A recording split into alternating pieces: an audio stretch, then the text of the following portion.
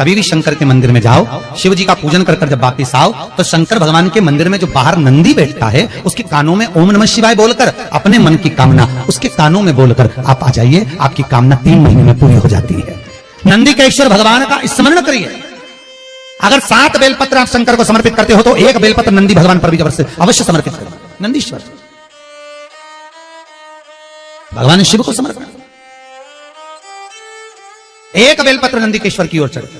और बहुत ध्यान दीजिए महाराज, अगर कोई काम अटक रहा है, नहीं हो रहा, बहुत प्रयास करा, तो भगवान शंकर के मंदिर में 5 बेलपत्र चढ़ाइए।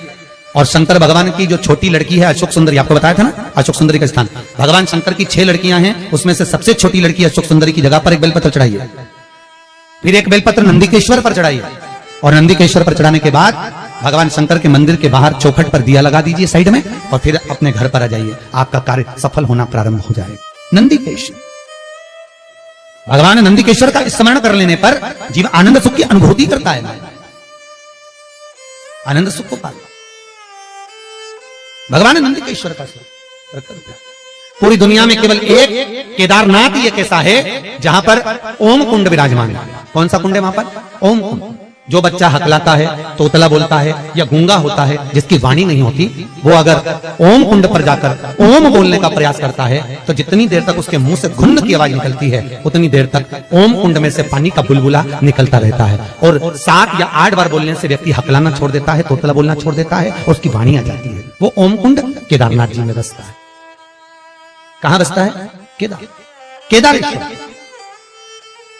जब सीता जी विवाह कर आई, कौशल्या जी ने कहा, जानकी, ए जानकी, हमारे यहां की रीति है, घर में बहू पहली बार आती है तो मीठा भोजन बनाती है। जाओ, या तो खीर बनाओ, या मीठी भात बनाओ, या मीठी चुली बनाओ, कुछ भी करो, हलवा बनाओ, सीरा बनाओ, पर मीठा बनाओ, बनाइए। जाओ जाओ जरा। सीता मैया गई और माता जानकी ने खीर बनाई। क्या बनाई माता जानकी ने? जम के बोलो जरा। खीर। और सीता जी ने खीर बनाई, कौशल्या, केकई, सुमित्रा, दशरथ जी सबको दे दी। सब खाने के लिए बैठे। अब जैसे ही खीर खाने के लिए बैठते तुरंत एक तेज हवा का संचार हुआ। बहुत तेज हवा चली, बहुत तेज। और जैसे ही हवा चली, एक कचरा दशरथ जी के कटोरे में खीर में जाकर गिर गया। एक तिनका, एक कचरा दशरथ जी के कटोरे। सीता जी खीर परोसकर इधर से निकल रही थी, उन्हें दशरथ जी के कटोरे में खीर में तिनका देखा, कचरा देखा।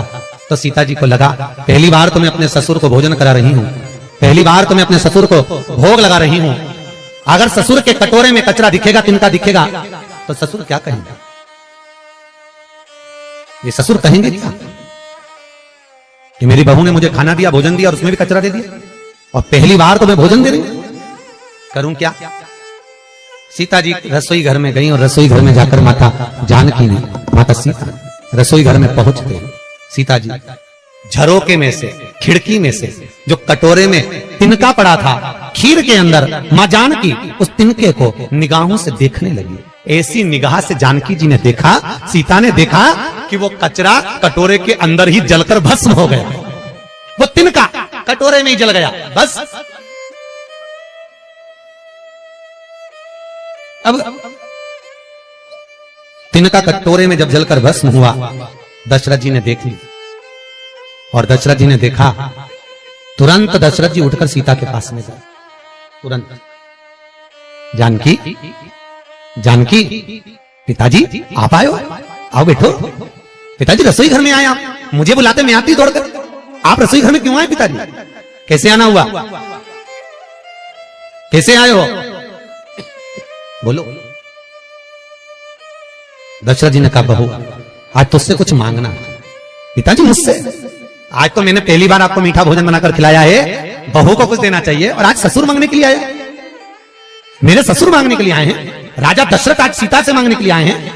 ये क्या? बहू आज मुझे तुझसे कुछ मांगना है, देगी? हाँ पिताजी, मांगो, क्या चाहिए?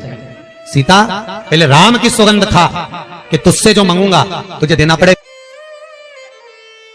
सीता जी कहती हैं, प्रभु पिताजी मैं भले सौगंध न खाऊं पर जो मांगोगे दे दूंगी, बोलो क्या चाहिए? बोलो ससुर जी आपको क्या चाहिए? पिताजी क्या चाहिए?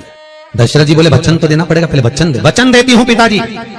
ये सीता अपने ससुर दशरथ को आज वचन देती है, जो रसोई घर अन्नपूर्णा में जो आप मंगोगे मैं दूंगी। तो दशरथ जी ने कहा तूने वचन दिया है सीता, तो मुझे आज वचन के रूप में दे दे कि जैसे आज तूने कटोरे में पड़े हुए तिनके को देखा, ऐसा किसी दुश्मन को भी मत देखना। वचन दे। सीता जी कहती है मैं वचन देती हूं कि किसी दुश्मन को भी इस तिनके की तरह नहीं देखूंगी। और चरित्र उठाकर देखो, जब जब रावण आता था सीता एक तिनका उठाकर उस तिनके को देखती थी, रावण को नहीं। तिनके को इसलिए देखती थी कि सीता जी मन में सोचती थी वो तो ससुर को वचन दिया है कि तिनके को देखा, ऐसा किसी को मत देखना, इसलिए इसको देख लूं बहुत है। अगर घूर के देख रही बापड़ा तेरे को छोड़ने वाली नहीं, तिनके को देख, तेरे को तो मैं यूं ही निपटा दूं, एक मिनट नहीं लगे। जब जब रावण आता था सीता तिनके को देखती थी। जब जब रावण आया सीता ने तिनके को देखा, बार बार तिनके को देखा। तो रावण ने 2500 बार माता सीता से पूछा था कि मैं आता हूं तो तू तिनका क्यों देखती है? पर सीता बोली नहीं, क्योंकि मैंने अपने ससुर को वचन दिया है कि किसी जैसा तूने तिनके को देखा ऐसा दुश्मन को भी मत देखना, इसलिए नहीं देख पा रही तेरे को। अगर देख ली थी तो राम को तो आने की भी जरूरत नहीं थी, तुझे तो यूं निपटा के चली जाती।